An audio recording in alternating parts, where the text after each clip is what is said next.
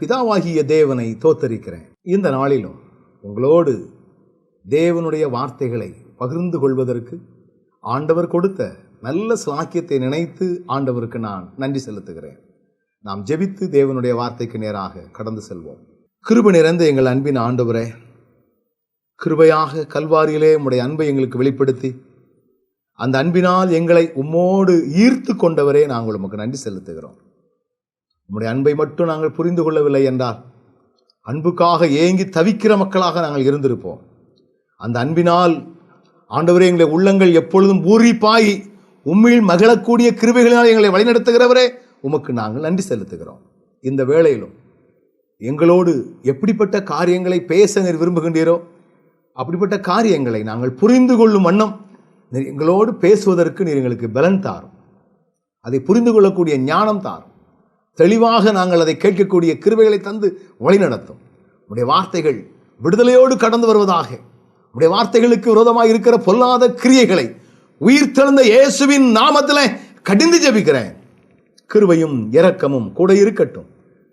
உயிர்த்தெழுந்த இயேசுவின் நாமத்தில் ஜெபிக்கிறேன், ஜீவனுள்ள நல்ல பிதாவே, ஆமென். மறுபடியும் இயேசுவின் நாமத்திலே நான் உங்களை வாழ்த்துகிறேன். இந்த நாளிலும் மூப்பர்கள் என்கிற தலைப்பிலே உங்களோடு என்னுடைய செய்தியை பகிர்ந்து கொள்வதற்கு ஆண்டவர் உதவி செய்வாராக. மூப்பர்கள் என்றால் யார்? அநேக திருச்சபைகளிலே மூப்பர்கள் என்பவர்களை ஆங்கிலத்திலே மெம்பர் என்று சொல்லி அதை பெரிதாக பேசிக்கொண்டிருக்கிறார்கள். மெம்பர் என்பது ஒரு சபையினுடைய உறுப்பினர் என்பதை அவர்கள் மறந்து போய்விடுகிறார்கள். நான் இந்த சபையிலே மெம்பராக இருக்கிறேன், நான் இந்த கமிட்டியிலே மெம்பராக இருக்கிறேன் என்பதைத்தான் அவர்கள் பிரபலமாக பேசிக்கொண்டிருக்கிறார்கள். அதற்காக அவர்கள் எடுக்கிற முயற்சிகளும் ஓடுகிற ஓட்டங்களும் வித்தியாசமாக ஓடிக்கொண்டிருக்கிறது. வேதம் சொல்லுகிறது, மூப்பர் என்பவர்கள் எதற்காக நியமிக்கப்படுகிறார்கள், மூப்பர் என்பவர்கள் எப்படிப்பட்ட தகுதி உள்ளவர்களாக இருக்க வேண்டும், மூப்பர் என்பவர்கள் எதற்காக ஏற்படுத்தப்பட்டுள்ளது என்பதை ஒரு மனிதன் சரியாய் தெரிந்து கொள்வாண்டே. என்னால் நான் மூப்பருக்கு நிற்கப் போகிறேன், நான் மூப்பருக்கு போட்டியிடப் போகிறேன் என்கிற எண்ணம் அவர்களுக்குள் வருவதே இல்லை. இன்னைக்கு வேத வசனத்தை வாசிக்காதவர்களும் வேத வசனத்தை தெரிந்து கொள்ளாதவர்களும் வேத வசனத்தின் மூலமாய் வரக்கூடிய சில காரியங்களை அறிந்து கொள்ளாதவர்களும் மூப்பருக்கு போட்டியிடுகிற தன்மையும் நான் மூப்பராக இருக்க வேண்டும் என்கிற ஆசையையும் அவர்கள் உருவாக்கி கொள்ளுகிறார்கள். வேத வசனம் மிக தெளிவாக சொல்லுகிறது பாருங்கள். அப்போஸ்தலருடைய நடபடிகள் 14வது அதிகாரம் 23வது வசனம் சொல்லுகிறது, அல்லாமலும் அந்தந்த சபைகளில் அவர்களுக்கு மூப்பர்களை ஏற்படுத்தி வைத்து உபவாசித்து ஜெபம் பண்ணி அவர்கள் விசுவாசித்து பற்றி கொண்ட கர்த்தருக்கு அவர்களை ஒப்புவித்தார்கள் என்று வேதம் சொல்லுகிறது. யாரை ஒப்புவித்தார்கள் என்று பார்த்தால், யார் ஒப்புவித்தார் என்று பார்த்தால் அதற்கு முந்தின வசனம் மிக தெளிவாக நமக்கு விடையளிக்கிறது. ஆண்டவருடைய சீசர்கள் சிதறிப்போன பிற்பாடு பல வகையான இடங்களிலே தேவனுடைய பணிகளை செய்து வருகிறார்கள். இப்படி செய்து வரும் பொழுது அநேகர் ஆண்டவரை ஏற்றுக்கொள்ளுகிறார்கள். ஏற்றுக்கொள்ளுகிற மக்கள் வேதவசனம் சொல்லுகிறது பாருங்கள். அப்போஸ்தலர் 14:22 சீசருடைய மனதை திடப்படுத்தி விசுவாசத்திலே நிலைத்திருக்கும்படி அவர்களுக்கு புத்தி சொல்லி, நாம் அநேக உபத்திரவங்களின் வழியாய் தேவனுடைய ராஜ்யத்தில் பிரவேசிக்க வேண்டும் என்று சொன்னார்கள் என்று வேதம் சொல்லுகிறது. தேவனுடைய ராஜ்யத்திற்கு ஜனங்களை ஆயத்தப்படுத்துவதும் தேவனுடைய ராஜ்யத்திற்கு ஆயத்தமாக இருக்கக்கூடிய மக்களுக்கு இந்த உலக வாழ்க்கையில பல உபத்திரவங்கள் உண்டு என்பதை மிக அழகாக அவர்கள் எடுத்துரைப்பதும், எனவே ஒவ்வொரு இடங்களிலும் ஆண்டவரை ஏற்றுக்கொண்ட மக்களை சரியானபடி வழிநடத்துவதற்காக இந்த உலக வாழ்க்கையில நெருக்கங்களும் உபத்திரவங்களும் போராட்டங்களும் வரும் பொழுது அவர்கள் ஆண்டவரில் நிலைநிற்பதற்கென்று ஆலோசனைகளை சொல்வதற்காக மூப்பர்களை ஏற்படுத்தி வைத்ததாக வேதவசனம் சொல்லுகிறது. மூப்பர்கள் என்பவர்கள் ஒருவேளை அந்த நாட்களிலே ஆண்டவருடைய சீசர்கள் அல்லது பவுல் போன்ற அருமையான ஊழியர்கள் பல இடங்களிலே அலைந்து தேவனுடைய வார்த்தைகளை பிரசங்கித்து நிறைய இடங்களிலே சபைகளை ஸ்தாபித்தார்கள். அந்த சபைகளிலே போய் அவர்களால் அனுதினமும் போக முடியாது, மாதத்திற்கு ஒரு முறை போக முடியாது. அவர்கள் என்ன செய்கிறார்கள், அந்தந்த இடங்களிலே மூப்பர்களை ஏற்படுத்தி அந்த சபைகளை கவனிக்கக்கூடிய மக்களாக அந்த ஜனங்களை, அந்த ஜனங்களுடைய ஆத்துமாக்களை சிதற விடாதபடி தேவனுக்கு ஏற்ற பாதைகளிலே நெருக்கங்களும் பாடுகளும் வரும் பொழுது தேவ ஆலோசனைகளை ஆண்டவர், அந்த கண்காணியானவன் அவர்களுக்கு கொடுத்து ஆண்டவரில் நிலைத்திருக்கக்கூடிய ஒரு பொறுப்பை அவர்கள் செய்ய வேண்டும் என்பதற்காகவே ஏற்படுத்தப்பட்டவன் என்று வேதம் சொல்லுகிறது. வேத வசனங்களை ஆராய்ந்து பார்க்கும் பொழுது மூப்பர், சபை ஊழியர், குருவானவர், பேராயர், பாஸ்டர் போன்ற பதங்கள் எல்லாம் ஒரே அர்த்தத்தை கொடுக்கின்ற ஒன்றாகத்தான் இருக்கிறது. இன்று மூப்பர் என்றால் அவர்கள் மிகவும் மட்டமானவர்கள், சபை ஊழியர் அதற்கு மேல குருவானவர், அதற்கு மேல பேராயர், அல்லது சில இடங்களிலே மூப்பர்களை நிர்வாகம் பண்ணக்கூடிய பொறுப்பு தான் எங்களுக்கு என்று சில சுவாதீன ஊழியர்களுடைய பாஸ்டர்ஸ் போன்றவர்கள் எல்லாரும் இருக்கிறார்கள். மொத்தத்திலே வேதம் சொல்லுகிற ஒரே ஒரு காரியம் என்னன்னா, கண்காணி ஆனவர்கள் அவர்கள், அவ்வளவுதான். இன்னைக்கு அந்த கண்காணிப்பு செய்வதற்காக பொறுப்புகள் பகிர்ந்து கொடுக்கப்படுகிற ஒரு நிலை, அதுதான். பேராயராக இருக்கிறவர்கள் பல வகையான குருவானவர்களுக்கு தலைமைத்துவம். குருவானவர்கள் எல்லாரும் ஒழுங்காக ஆவிக்குரிய காரியங்களிலே ஈடுபடுவதற்கு தங்களை அர்ப்பணித்திருக்கிறார்களா என்று அவர் கண்காணிக்க வேண்டும். குருவானவர்களாக இருக்கிறவர்கள் தங்களுக்கு கீழ் இருக்கக்கூடிய சபைகளிலே உள்ள சபை ஊழியர்கள் அந்த சபைகளை சரியானபடி, நல்ல சபைக்கு நேராய் வரக்கூடிய மக்களுக்கு நல்ல ஆத்தும ஆகாரங்களை எல்லாம் ஒழுங்காக கொடுக்கிறார்களா என்பதை அவர்கள் கவனிக்க வேண்டும். சபை ஊழியர்கள் தங்களுக்கு வரக்கூடிய ஆத்துமாக்களை நன்கு சரியான பாதைகளிலே வழிநடத்த வேண்டியவர்கள். ஒருவேளை அதற்கு கீழாக மெம்பர் என்று சொல்லக்கூடியவர்கள் யார்?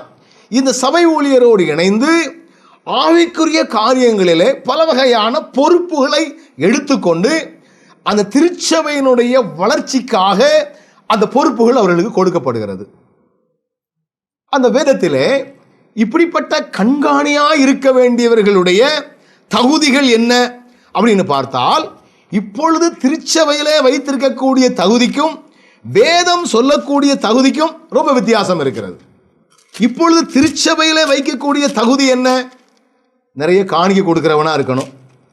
ஒரு மாசத்திற்கு அல்லது ஒரு வருஷத்திற்கு குறைந்தது இவ்வளவு ரூபாயாவது அவர்கள் சங்கம் என்கிற பெயரிலே எழுதியிருக்க வேண்டும். ஒன்று. ஒருவேளை அவர்கள் ஞானஸ்நானம் எடுத்திருக்கணும், முறைப்படி திருமணம் முடித்திருக்கணும் என்றெல்லாம் வைத்திருக்கிறார்கள். ஆனால் வேதம் சொல்லக்கூடிய தகுதி என்ன? மூப்பராக இருக்க வேண்டியவர்கள், சபை ஊழியராக இருக்க வேண்டியவர்கள், அல்லது குருவானவராக இருக்க வேண்டியவர்கள், அல்லது பேராயராக இருக்க வேண்டியவர்கள், இப்படிப்பட்டவர்களுக்கெல்லாம் தகுதி என்ன? அதுக்கு வேதம் மிக தெளிவாக சொல்லுகிறது. இதை நாம் தெரிந்து கொள்வோமே என்றால், நான் கண்காணியானவர்களுக்கு தகுதியானவனா அல்லது மூப்பராக இருப்பதற்கு தகுதியானவனா என்று நான் என்னையே அலசி பார்க்க முடியும். எனவேதான் இவைகளை தெளிவாக அறிந்து கொள்வோம். நான் ஒரு சரியான கண்காணியாக இருப்பேனே என்றால் எனக்கு கீழாக இருக்கக்கூடிய பொறுப்பாளர்களையும் சரியான பாதைகளுக்கு வழிநடத்தக்கூடியவனாக இருப்பேன். நானே தவறு செய்யக்கூடியவனாக இருப்பேனே என்றால் எனக்கு கீழாக இருக்கக்கூடியவர்களையும் என்னுடைய தவறுகளுக்கு ஒத்து போகக்கூடிய காரியங்களை செய்கிறவனாகத்தான் நான் இருப்பேனே ஒழிய ஒரு சரியான கண்காணியானவனாகவோ அல்லது சரியான பொறுப்பில் இருக்கக்கூடிய அதிகாரத்துவம் உள்ளவனாகவோ நான் இருக்க முடியவே முடியாது என்பதை வேதவசனத்தின் மூலமாக நாம் அறிந்து கொள்ள முடியும். வேதம் சொல்லுகிறது, தீத்துவுக்கு எழுதின நிருபம் 1வது அதிகாரம் 5வது வசனத்திலிருந்து சில காரியங்கள் மிக தெளிவாக சொல்லப்பட்டிருக்கிறது. நான் அதை ஒன்றன் பின் ஒன்றாக வாசிக்கிறேன். பாருங்கள். வேதம் சொல்லுகிறது, கிரேத்தா என்கிற ஒரு இடத்திலே இறைவனி செய்வதற்காக தீத்துவை பவுல் விட்டு செல்கிறார். அந்த தீத்துவுக்கு எழுதுகிற ஒரு கடிதம் தான் தீத்துவுக்கு எழுதின நிருபம் என்கிற பெயரிலே நமக்கு இங்கே வந்திருக்கிறது. இந்த தீத்துவுக்கு பவுல் எழுதும் பொழுதுதான் அந்த தீத்துவை பார்த்து அவர் எழுதுகிறார். என்ன எழுதுகிறார்? 5ஆம் வசனம் சொல்லுகிறது பாருங்கள். நான் உனக்கு கட்டளையிட்டபடியே பட்டணங்கள் தோறும் மூப்பரை ஏற்படுத்தும்படிக்கும் உன்னை கிரேத்தா தீவிலே விட்டு வந்தேன். கிரேத்தா தீவிலே எத்தனை வகையான பட்டணங்கள் இருந்தது, எத்தனை வகையான கிராமங்கள் இருந்தது, அதை பற்றிய விவரங்கள் எனக்கு தெரியலை. ஆனால் அந்த கிரேத்தா என்கிறது ஒரு பெரிய தீவு. நிறைய நகர்ப்புறமான இடங்கள் என்பதை மட்டும் நாம் தெரிந்து கொள்ள முடியும். அந்த பட்டணங்கள் தோறும் என்கிற ஒரு பதம் மிக தெளிவாக அங்கே போடப்பட்டிருக்கிறது. இப்போ தீத்து என்கிற ஒரே ஒரு நபர் அங்கே பல பல வகையான இடங்களிலே ஜனங்களை சரியான பாதைகளுக்கு வழிநடத்துவதற்காக நீ மூப்பர்களை வை. அப்படி மூப்பர்களை ஏற்படுத்தும் பொழுது அவர்களுடைய தகுதிகளை குறித்து, எப்படிப்பட்டவர்களை நீ மூப்பராக ஏற்படுத்த வேண்டும், இந்த சபைகளிலே மூப்பராக ஏற்படுத்தப்பட வேண்டியவர்கள் எப்படிப்பட்டவர்களாக இருக்க வேண்டும் என்பதற்கு உதாரணமாக இந்த பகுதி நமக்கு சொல்லப்பட்டிருக்கிறது. ஒன்று, குற்றம் சாட்டப்படாதவன் என்று வேதம் சொல்லுகிறது. குற்றம் சாட்டப்படாதவன் என்றால் இவ்வுலக வழக்கின்படி எந்த வகையான கிரிமினல் கேஸும் நம்ம மேல இருக்கக்கூடாது. ஒருவேளை நீங்கள் பொய்யாய் குற்றம் சாட்டப்படுதல் என்பது வேறு. ஒரு குற்றம் நம் மீது சுமரும் பொழுது அதற்கு உண்மையான செயல்பாடு உள்ளவனாக நான் இருந்துவிடக் கூடாது. நான் பல வகையான திருமண்டலங்களை சுற்றி வரக்கூடிய கிருபைகளை ஆண்டவர் தந்திருக்கிறார். பெரும்பாலான திருமண்டலங்களிலே மூப்பராக இருக்கக்கூடியவர்கள் யார் என்றால் பல வகையான குற்றச்சாட்டுகளுக்கு உட்பட்டவர்கள், பல வகையான தண்டனைகளை அனுபவித்தவர்கள், அல்லது பல வகையான தவறுகளை செய்கிறவர்கள்.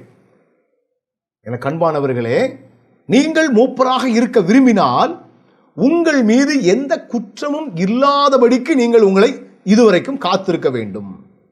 உங்களுடைய மனசாட்சி, நீ ஒரு குற்றவாளி, நான் இப்படிப்பட்ட தீமையான காரியங்களை எல்லாம் செய்தவன், இவருக்கு விரோதமாக இப்படி செய்தேன், இவருக்கு விரோதமாக இப்படி செய்திருக்கிறேன் என்கிற எண்ணங்கள், உங்களுடைய மனசாட்சியே உங்களை குற்றவாளியாக தீர்த்துவிடக்கூடாது.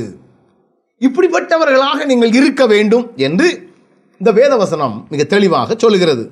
அது மாத்திரமல்ல, ஒரே மனைவியை உடைய புருஷன் என்று வேதம் சொல்லுகிறது. ஒரே மனைவியை உடைய புருஷன். கண்பானவர்களே, ஒரு நாள் ஒரு நபரோடு பேசி கொண்டிருந்தேன். ரெக்கார்டுக்கெல்லாம் எனக்கு ஒரு மனைவியாக இருக்குது, மற்ற மனைவிகளுக்கெல்லாம் எனக்கு ரெக்கார்டு கிடையாது. ரொம்ப கூலா பேசுறார் அவர். ரெக்கார்டு தானே பேசும். தேவனுடைய காரியங்களில் ஈடுபடக்கூடியவர்கள் உங்களை ஜாக்கிரதையோடு நீங்கள் உங்களை கவனித்துக் கொள்ள வேண்டும்.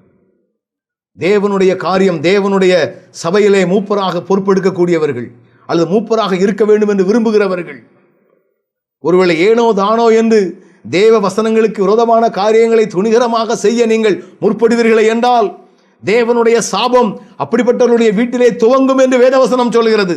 தேவ தண்டனைக்கு நீங்கள் தப்ப இயலாது என்று சொல்லி வேதவசனம் சொல்லுகிறது. ஜனங்களுக்கு முன்பதாக உங்களுடைய மறைவான சில காரியங்களை நீங்கள் மறைத்துக் கொண்டு வெளியிலே நல்லவர்களைப் போல நடித்துக் கொண்டிருக்கலாம். தேவன் உங்களுடைய அந்தரங்கங்களை பார்க்கிறார். உலகத்தை ஏமாற்றிக் கொண்டு செயல்பட்டு கொண்டிருக்கின்றீர்களா, அல்லது உலக மக்களுடைய பார்வையிலே எப்படிப்பட்டவர்களாக இருக்கிறீர்கள் என்பதை நீங்கள் தெளிவாக அறிந்து கொள்ள முடியும். வேதம் சொல்லுகிறது பாருங்கள், துன்மார்க்கர் என்றும் அடங்காதவர்கள் என்றும் பெயர் எடுக்காத விசுவாசம் உள்ள பிள்ளைகள். அருமையாக பவுல் எழுதுகிறார். துன்மார்க்கர் என்றும் அடங்காதவர்கள் என்றும். நான் பல வகையான கமிட்டிகளிலே இருந்திருக்கிறேன். கமிட்டி என்பது என்ன? ஒரு சபையிலே எல்சிஎஃப் கமிட்டி என்று ஒன்று வைத்திருப்பார்கள். ஒரு சபையினுடைய காரியங்களை எப்படி எப்படி செய்வது என்று செயல்படுத்துவது தான் ஒரு சபை கமிட்டி என்பது. ஆங்கிலத்தில் அதுக்கு எல்சிஎஃப் என்று சொல்வார்கள். பல சபைகள் சேர்ந்து சேகரம் என்று வைத்திருப்பார்கள். அது சேகர கமிட்டிகள். நான் எல்சிஎஃப் கமிட்டி, சேகர கமிட்டி என்று பல வகையான கமிட்டிகளிலே உட்கார்ந்துருக்கிறேன். ஆனால் அந்த கமிட்டிகளிலே சிலர் இப்படி சொல்லுவார்கள், எப்பா இவன் வாயை திறந்துட்டு இவனை அடைக்கவே முடியாது, இவன் சொன்னதே சொல்லிட்டு கிடப்பான், இவன் பேசுறதே பேசிட்டு கிடப்பான், அது வேற தண்ணியை வேற போட்டு வந்துட்டான். இப்படியெல்லாம் பேசுகிறதை காதால் நான் கேட்டிருக்கிறேன். பெரும்பாலாக மூப்பராக இருக்கக்கூடிய அநேகர் ஆலயத்தினுடைய ஆவிக்குரிய காரியங்களிலே தலையிடாதவர்கள். சொல்ல போனால் ஆலயத்தினுடைய முக்கியமான காரியங்களிலே பங்கெடுக்காதவர்கள், ஆலய ஆவிக்குரிய வாழ்க்கையை விட்டு தூரமாக இருக்கிறவர்கள். வேதம் சொல்லுகிறது, துன்மார்க்கர் என்றும் அடங்காதவர்கள் என்றும் பெயர் எடுக்காத ஒரு விசுவாசம் உள்ளவர்களாக இருக்கணும் அப்படின்னு சொல்லுது. இன்னைக்கு ஆண்டவரை விசுவாசிக்கிற விசுவாசம் இன்னைக்கு அநேகருக்கு இல்லையே. துன்மார்க்கர் என்றால் என்ன? தான் நினைத்ததை சாதிக்கிறவன், ஏழ்மையானவனை ஒருவேளை இழிவாக செயல்படுத்துகிறவன், துன்புறுத்துகிறவன், தெய்வ பயம் இல்லாதவன், என்னை யாராலும் ஒன்றும் செய்ய முடியாது என்று தன்னுடைய அதிகாரத்தை பயன்படுத்தி பேசுபவன், என்னை யாராலும் ஒன்றும் செய்ய முடியாது என்று தன் பக்கமுள்ள மெஜாரிட்டியை வைத்து பேசுகிறவன், தன்னை யாராலும் ஒன்றும் செய்ய முடியாது என்று தன்னுடைய பணத்தை வைத்து பேசுகிறவன் துன்மார்க்கன் என்று வேதவசனம் சொல்லுகிறது. இப்படிப்பட்டவர்கள் எல்லாம் மூப்பராக இருப்பதற்கு தகுதியானவர்கள் அல்ல. ஒருவேளை நான் மூப்பராக இருப்பேனே என்றால், கண்காணியாக இருப்பேனே என்றால், நான் இப்படிப்பட்ட செயல்பாடுகளோடு கூட நான் ஒருவேளை இப்படிப்பட்ட காரியங்களுக்கு செய்வதற்குரியவனாக நான் என்னை மாற்றியிருந்தாலும் மறுபடியும் நம்மை தகுதிப்படுத்த வேண்டியது அவசியமான ஒன்றாக இருக்கிறது. மூப்பர் என்பவர்கள் தேவனுடைய பணியை செய்வதற்கென்று ஆண்டவர் கொடுக்கின்ற ஒரு பொறுப்புகளிலே ஒன்றுதான். நம்முடைய சரீரத்திலே பல வகையான அவயவங்கள் இருக்கிறது. தலை ஒரு அவயவம், கைகள் ஒரு அவயவம், கால்கள் ஒரு அவயவம், இவைகளெல்லாம் வெளி உறுப்புகள். அதே போல கண்ணு, மூக்கு, வாய். இதே போல திரை மறைவுக்கு பின்னால் உள்ளதை போல இன்டீரியர் உறுப்புகள், உள்ளான உறுப்புகள், குடல் இருக்கிறது, கல்லீரல் இருக்கிறது, சிறுநீரகம் இருக்கிறது, ஒருவேளை இன்னும் பல வகையான உறுப்புகள் உள்ளே இருக்கிறது. எல்லாம் இணைந்ததுதான் மனிதன். அதே போல சபை என்பது எல்லாம் உண்டு. பேராயர், ஒருவேளை குருவானவர், சபை ஊழியர், பாஸ்டர், மூப்பர் என்று பலர் உண்டு. எல்லாம் இணைந்தால் மட்டுமே அது ஒரு சபை. நம்முடைய உறுப்புகள் எல்லாம் ஒன்றுக்கொன்று இணைந்து, சில நேரங்களிலே நான் காட்டு வழியாக நடந்து போகக்கூடிய வாய்ப்பு எனக்கு உண்டு.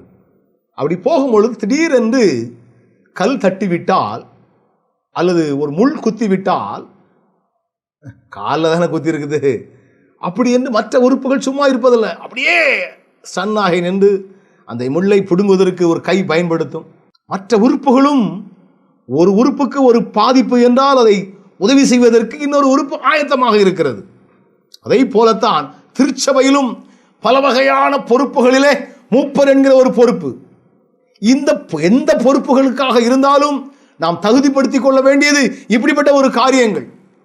ஒன்றை ஒன்று குறை சொல்வதற்காகவோ, ஒன்றை ஒன்று இதைவிட நான் பெரியவன், அதைவிட நீ பெரியவன் என்று சொல்வதற்காகவோ அல்லவே அல்ல. என கண்பானவர்களே, இந்த அறிவை சரியாக ஜனங்கள் பெற்றுக்கொள்ளாதனால்தான் அநேக சபைகளிலே, அநேக திருச்சபைகளிலே வீணான பேதங்கள், வீணான சண்டைகள், வீணான மார்க்க பேதங்கள். குருவானவர்களும் இதற்கு விதிவிலக்கல்ல, பேராயரும் இதற்கு விதிவிலக்கல்ல, மற்ற சபையாரும் இதற்கு விதிவிலக்கல்ல. ஒன்றை ஒன்று போட்டுக்கொண்டு யார் இவர்களை முன்னாலே விட்டுவிடக்கூடாது, இவர்களை முன்னாலே விட்டுவிடக்கூடாது என்று ஒருவரை ஒருவர் கண்டிப்பதும் தண்டிப்பதும் வம்பு போடுவதும் சண்டையிடுவதும் எவ்வளவு கீழ்த்தரமான ஒரு காரியங்கள், சபைகளுக்குள்ளாக வரக்கூடிய பெரிய காரியங்கள் அதுவாக இருக்கிறது. என கண்பானவர்களே, மூப்பர் என்பவர்களுக்குரிய தகுதியை நாம் சரியாக பெற்றுக்கொள்ள வேண்டும். இன்று ஒருவர் பேசிக் கொண்டிருந்தார், இந்த வருஷம் எப்படியும் கமிட்டியை கையில் எடுத்துடணும், இந்த வருஷம் எப்படி இப்படி ஆயிரணும், இந்த வருஷம் அந்த குருவானவர் எப்படி இந்த கேள்வியை கேட்டுறணும், இந்த வருஷம் எப்படியும் இந்த மடக்கிடணும். இப்படிதான் ஜனங்கள் ஓடிக்கொண்டிருக்கிறார்களே ஒழிய வேதம் சொல்லக்கூடிய மூப்பர் என்ன செய்ய வேண்டும், வேதம் சொல்லக்கூடிய மூப்பருடைய தகுதிகள் என்ன என்று யாரும் தன்னை ஆராய்ந்து பார்ப்பதில்லை. வேதம் மிக தெளிவாக சொல்லுகிறது, குற்றம் சாட்டப்படாதவன், ஒரே மனைவியை உடையவன், அடங்காதவன் என்கிற பெயர் எடுக்காதவன் என்று வேதம் சொல்லுகிறது. அது மாத்திரமா? வேதம் சொல்லுகிறது பாருங்கள், 7ஆம் வசனத்தை நாம் பார்க்கும் பொழுது, முற்கோபம் இல்லாதவன், மதுபான பிரியம் இல்லாதவன், அடியாதவன், இழிவான ஆதாயத்தை இச்சியாதவன். நான் ஒரு நாள் ஒரு கமிட்டிக்கு நான் போய் கொண்டிருந்தேன். அப்போ என்ன பிரதர், நீங்கள் எந்த ஊர்ந்து வரீங்க கேட்டேன். அவர் தன்னுடைய ஊரை சொன்னார். எதற்காக நீங்கள் மூப்பரானீர்கள்? மூப்பராக இருந்தா ஏதோ நம்ம குடும்பத்தில் ஏதாவது சில காரியங்கள் செஞ்சுக்கிடலாம், நமக்கு தேவையான சில காரியத்தை செஞ்சுக்கிடலாம். அப்போ மூப்பர்னா என்னன்னே அவருக்கு புரியவில்லை. மூப்பரின் மூலமாய் இழிவான காரியத்தை பெற்றுக்கொள்வதற்காக, இழிவான ஆதாயத்தை பெற்றுக்கொள்வதற்காக, ஒருவேளை நான் மூப்பராகிவிட்டால் அந்த பதவி எனக்கு வந்துவிடும், இது எனக்கு வந்துவிடும் என்றுதான் எண்ணிக்கொண்டிருக்கிறார்கள். வேதம் சொல்லுகிறது உக்கிரானத்திற்காரனுக்கு ஏற்ற விதமாய் செயல்பட வேண்டுமா. மூப்பர் என்பவர்கள் தேவனுடைய உக்கிரானக்காரனுக்கு ஏற்ற என்கிற ஒரு பதம் 7வது வசனத்தினுடைய துவக்கத்திலே சொல்லப்பட்டுள்ளது. நான் தேவனுடைய உக்கிரானக்காரன், ஒரு பொறுப்புள்ளவன். நான் ஒரு சபையிலே மூப்பராக வந்துவிட்டால் அந்த சபையினுடைய பொறுப்பு எனக்கு. ஆவிக்குரிய வாழ்க்கையிலே ஆத்தும ஆதாய பணியிலே என்னை ஈடுபடுத்திக் கொள்வதிலே, ஒருவேளை இந்த சபையிலே நடக்கக்கூடிய அநேக வகையான ஆவிக்குரிய காரியங்களிலே நான் முதன்மையாக செயல்படக்கூடியவன். இன்னைக்கு காலங்கள் தலைகளாக மாறிவிட்டது. பேராயரை கேள்வி கேட்க வேண்டும், உருவானவரை கேள்வி கேட்க வேண்டும், அல்லது சபை ஊழியரை கேள்வி கேட்க வேண்டும். கமிட்டி நம் பக்கமாக வைத்து அந்த பணங்களை தமக்கு சாதகமாக செலவு பண்ண வேண்டும். அல்லது குருவானவராக இருக்கிற அநேகர் கமிட்டி தங்க பக்கமாக வந்தால் தங்கள் இஷ்டம் போல காரியங்களை செய்யலாம். இதுதான் ஓடிக்கொண்டிருக்கிறது. ஒரு குருவானவரோடு பேசிக் கொண்டிருந்தேன். ஏன் நீங்கள் இப்படி செய்யக்கூடாது என்று ஒரு கேள்வி கேட்டேன். என்ன பிரதர் என்று சொன்னார், யார் செக்ரட்டரியாக வந்தான்னு, யார் பொக்கிஸ்தாராக வந்தான்னு நீங்கள் யார் வந்தாலும் கமிட்டிக்கு நீங்கள் தான் தலைவர், அப்போ நீங்கள் அமைதியாக இருந்தாலும் என்ன என்று கேட்டால் அவர் சொன்னார், அப்படிதான் பிரதர், இல்லை செக்ரட்டரி ட்ரெஸரர் போன்றவர்கள் எல்லாம் அந்த கமிட்டியெல்லாம் நம்ம பக்கமாக இருந்தால் தான் சில தப்புகளை துணிகரமாக செய்ய முடியும். நம்ம செய்கிறதுக்கெல்லாம் அவங்க ஒத்துப்பாடுவாங்க. எவ்வளவு அசிங்கமாக போனது. கடவுள் பயம் என்பது கொஞ்சம் கூட இல்லை. தங்கள் பக்கமாக காரியங்களை வைத்துக்கொண்டு எதையும் செய்யலாம் என்கிற துணிகரம் வந்துவிட்டதே. மூப்பராய் இருக்க வேண்டியவர்களுடைய தன்மைகள் என்ன? வேதம் சொல்லுகிறது, குற்றஞ்சாட்டப்படாதவனாய், ஒரே மனைவியை உடைய புருஷனாய், துன்மார்க்கர் என்கிற பெயர் எடுக்காதவனாய், மதுபானத்திற்கு அடிமை இல்லாதவனாய், இழிவான ஆதாயத்தை இச்சியாதவனாய் இருக்க வேண்டும் என்று வேதம் சொல்லுகிறது. ஆண்டவரே, என்னை நீர் ஒருவேளை மூப்பராக நீர் தேர்ந்தெடுத்தால் நான் இப்படிப்பட்ட நற்செயல் உள்ளவனாக நான் மாற அல்லது இருக்க எனக்கு உதவி செய்யும் அப்படின்னு சொல்லி யாராவது நீங்கள் ஜெபிக்கிறீர்களா? ஒருவேளை நீங்கள் எந்த சபையிலே மூப்பராக இருக்கிறீங்களோ எனக்கு தெரியல, அல்லது இருக்க வேண்டும் என்று விரும்புகிறீர்களோ எனக்கு தெரியல. இப்படிப்பட்ட செயல்பாடுகள் இல்லாமல் மூப்பராக இருக்க வேண்டும் என்கிற ஒரு ஆசை உங்களுக்கு வரும் என்றால் தேவ தண்டனைக்கு நீங்கள் தப்ப முடியாது என்பதை நீங்கள் அறிந்து கொள்ள முடியும். வேதவசனம் சொல்லுகிறது பாருங்கள். யோவான் எழுதின சுவிசேஷம் 2வது அதிகாரத்திலே இப்படியாக ஒரு வசனம் மிக தெளிவாக சொல்லுகிறது. யோவான் 2வது அதிகாரம் 15வது வசனம், 14, 15 நான் வாசிக்கிறேன். தேவாலயத்திலே ஆடுகள் மாடுகள் புறாக்களாகிய இவைகளை விற்கிறவர்களையும் காசுக்காரர் உட்கார்ந்திருக்கிறதையும் கண்டு. ஆண்டவராகிய இயேசு கிறிஸ்து ஒரு நாள் எருசலேம் தேவாலயத்திற்கு நேராக போனார். அங்கே வியாபாரம் ஜோரா நடந்து கொண்டிருக்கிறது. ஒருவேளை சில பதவிகள் உள்ளவர்கள் தான் அந்த வியாபாரத்தில் பங்கெடுக்க முடியும் என்கிற நிலை இருந்திருக்கலாம். நான் மூப்பரானாதான் எனக்கு அந்த பொறுப்பு கிடைக்கும், நான் மூப்பரானாதான் எனக்கு அதை செய்ய முடியும். ஆண்டவர் என்ன செய்கிறார்? வியாபாரம் நடக்கிற அந்த ஆலயத்திலே கயிற்றினால் ஒரு சவுக்கை உண்டு பண்ணுகிறார்.